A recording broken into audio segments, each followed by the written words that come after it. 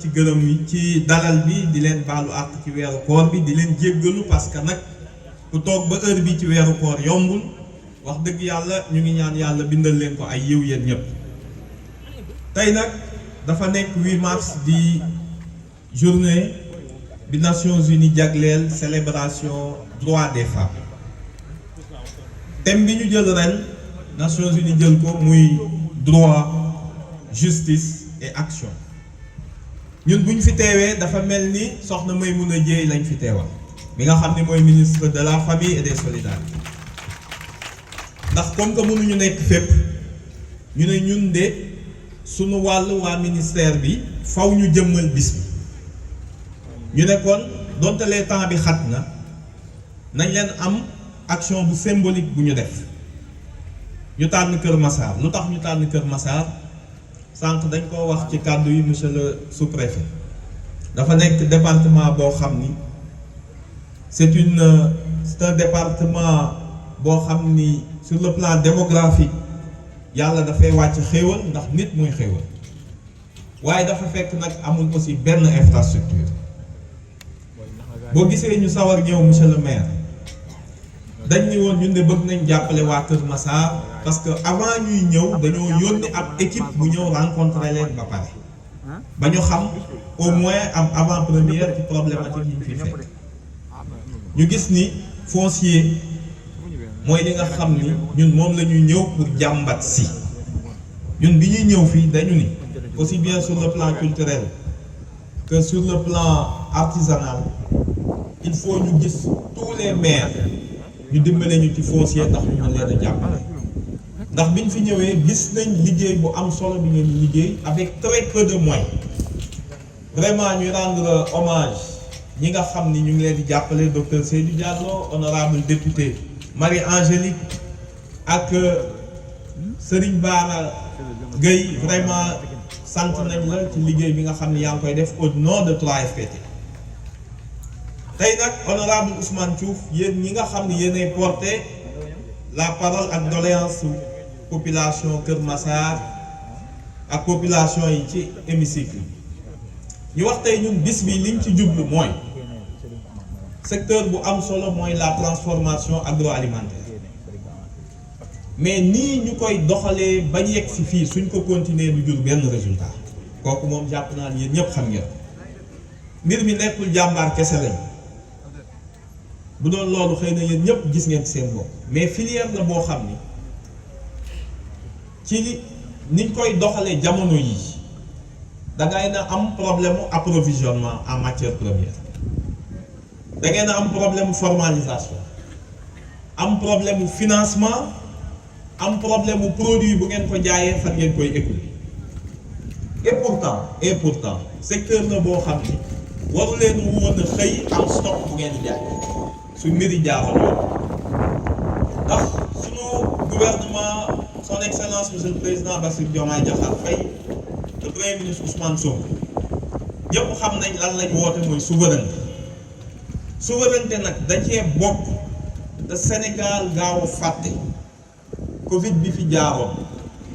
souveraineté alimentaire mooy première souveraineté bu nit am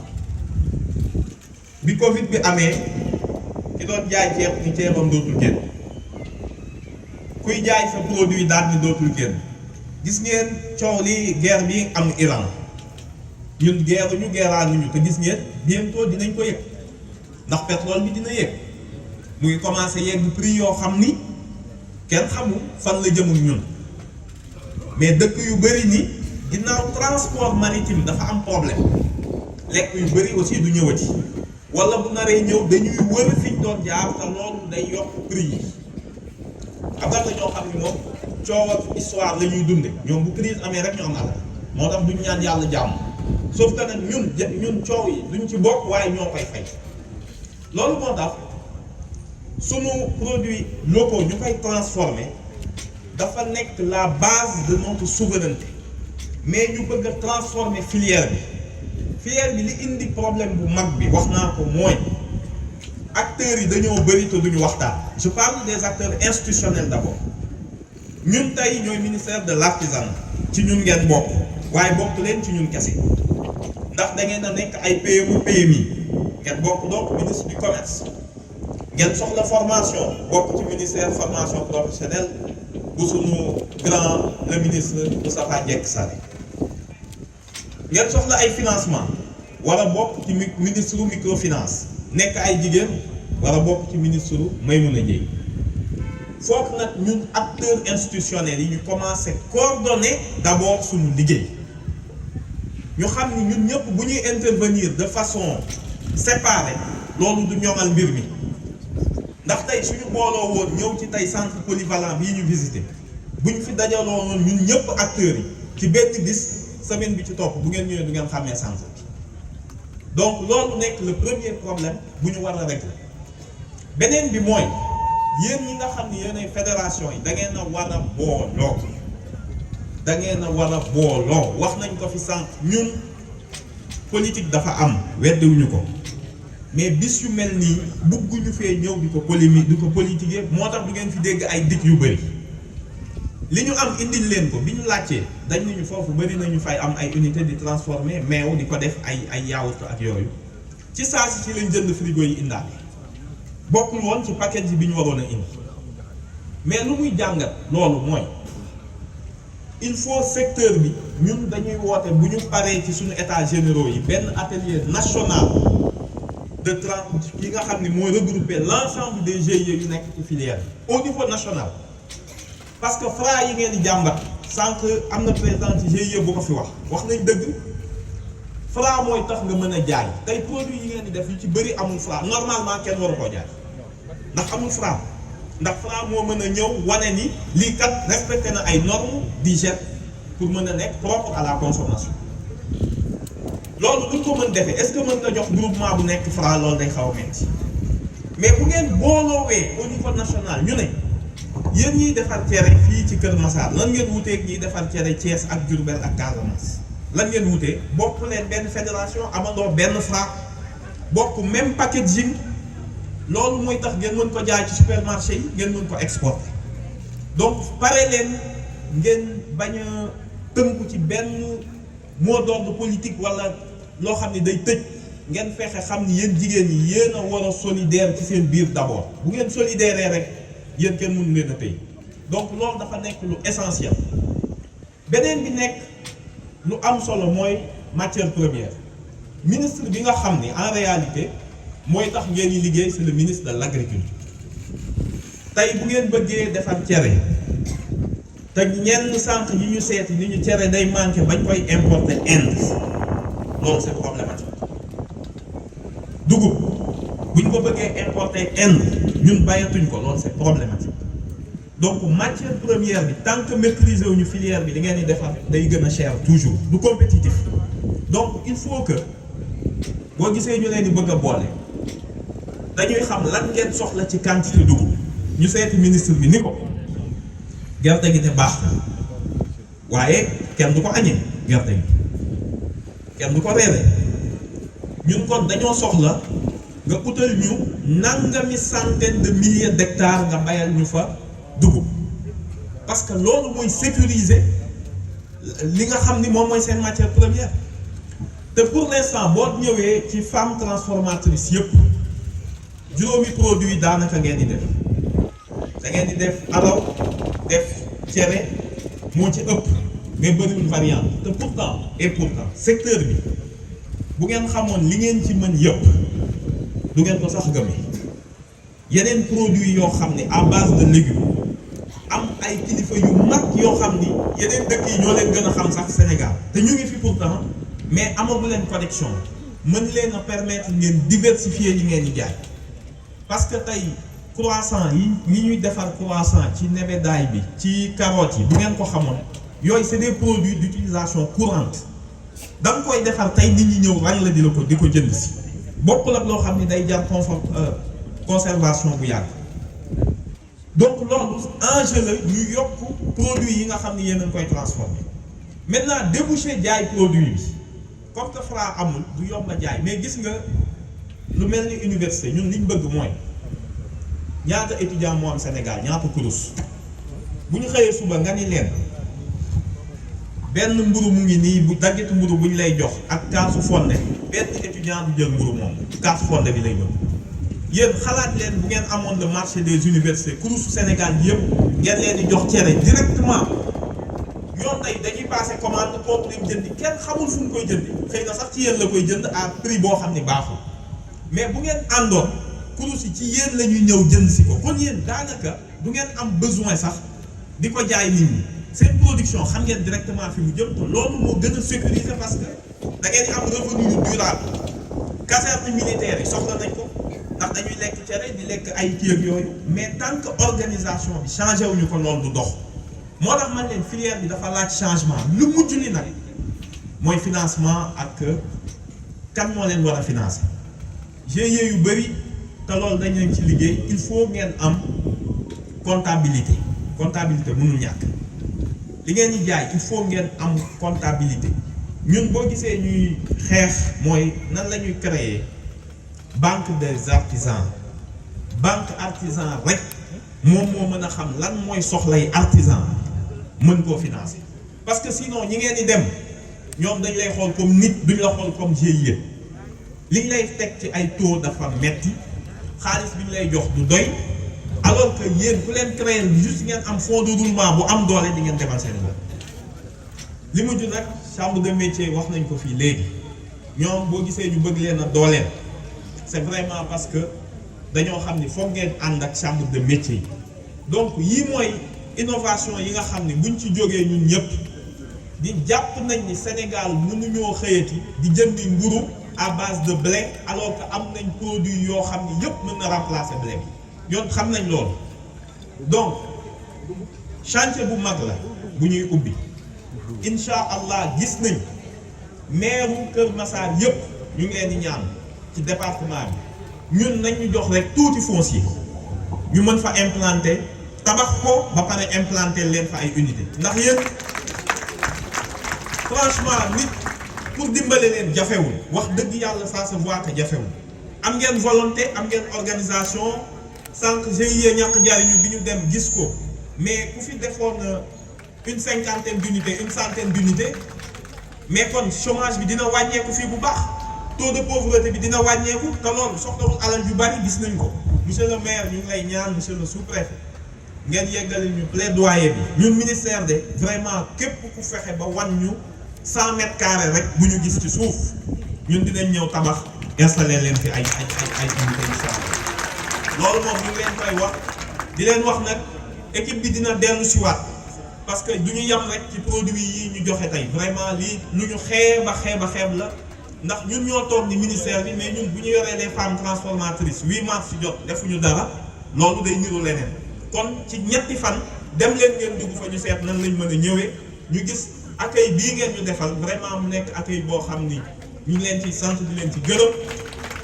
di leen wax ni incha allah dinañ dellu si ak les honorables yi nga xam ni ñoo fi nekk ak monsieur le maire ànd ak monsieur le sous-préfet ak bonne volonté yi le directeur Seydou Diallo bi fi nekk ak Lamine Bara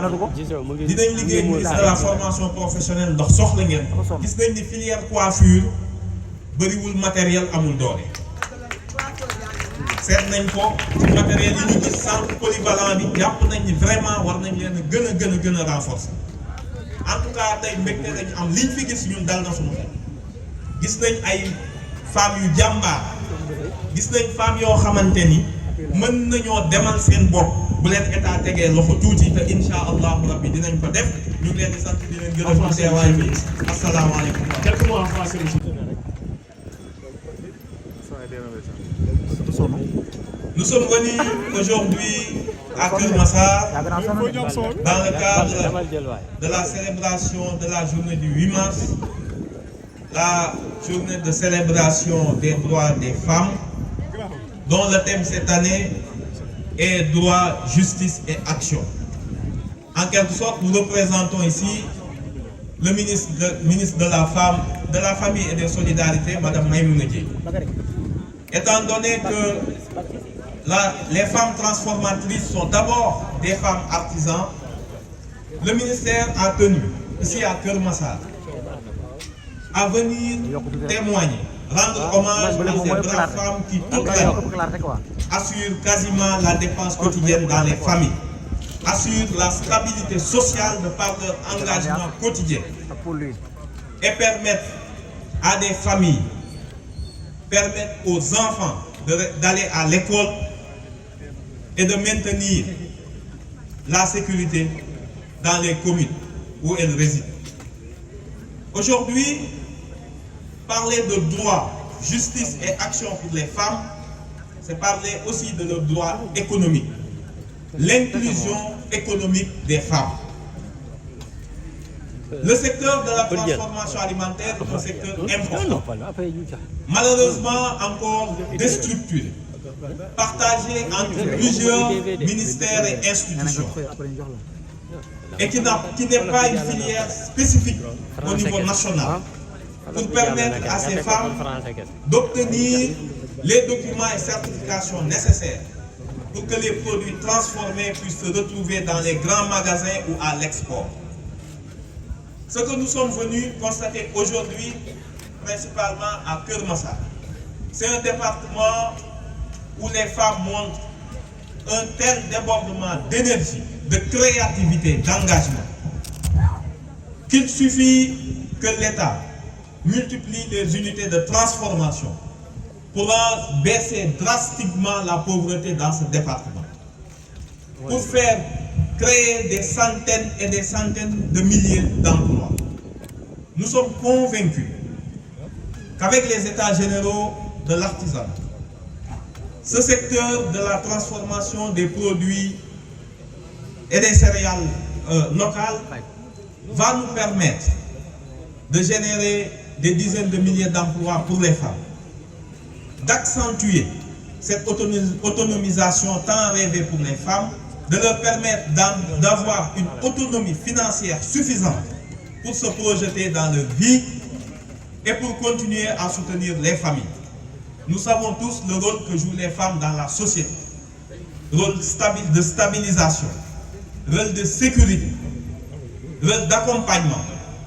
Ce rôle ne saurait être exercé pleinement, ni les droits que les femmes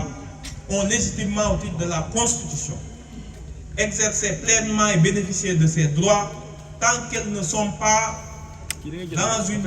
inclusion financière, dans une inclusion économique stable et durable. Le ministère en tout cas s'engage à travers les états généraux qui se profilent bientôt à structurer cette filière, à associer l'ensemble des partenaires institutionnels, l'ensemble des ministères et intervenants autour de la transformation alimentaire. Nous pensons qu'une fois cette structuration au niveau national effectuée, il y aura beaucoup plus de facilité pour le financement, beaucoup plus de visibilité pour les produits et beaucoup plus de capacité d'écouler ces produits, aussi bien dans les supermarchés qu'à l'international par l'export. C'est en cela que nous demandons à ce que les femmes, l'ensemble des GIE, soient prêtes à s'associer au niveau national pour créer une fédération unique par filière. C'est seulement lorsqu'on aura cette structuration au niveau national qu'on pourra délivrer un FRA unique pour chaque filière. Et c'est ces FRA seulement qui permettront aujourd'hui de pénétrer le marché de la grande distribution, c'est-à-dire les Auchan et les exclusives et autres, et surtout de pouvoir exporter. Ces produits ont des débouchés, les Sénégalais en redemandent. Il manque juste, comme je l'ai dit tout à l'heure, une meilleure structuration de la filière. Ici à Keur Massar en tout cas, de ce que nous avons pu visiter avec monsieur le sous-préfet et monsieur le maire, avec les honorables députés et les directeurs comme le directeur de SNPNA, monsieur Seydou Diallo, et le représentant du 3FPT. Ce que nous avons vu est rassurant. Nous nous engageons à multiplier les unités de transformation. Le ministère va envoyer incessamment des courriers à tous les maires du département pour nous trouver juste du foncier pour installer ces unités et les équiper. Nous nous engageons vraiment à brève échéance à revenir ici à Keur Massar, accompagner le centre polyvalent qui abrite quand même un GIE qui emploie plus d'une centaine de femmes au quotidien. Et les autres GIE de transformation en lait et les autres produits artisanaux. Nous sommes conscients que Keur Massar peut être, à partir de ce jour, le département qui va donner l'exemple aux autres communes du Sénégal. Nous avons vu votre énergie, votre engagement, votre enthousiasme à réussir, à ne plus tendre la main, à pouvoir par vous-même et à changer durablement la vie ici à Keur Massar, qui malgré les difficultés regorge de jeunes pleins de talent, de femmes pleines d'ambition et d'énergie, et nous avons été entièrement séduits, nous avons été entièrement satisfaits par notre visite, et soyez-en rassurés, on prend l'engagement en ce jour solennel du 8 mars, que l'année prochaine, si on revient à Keur Massar, sans qu'il n'y ait des unités de transformation nouvelles, nous vous donnons la liberté de ne pas nous accueillir. Nous vous remercions pour votre aimable attention.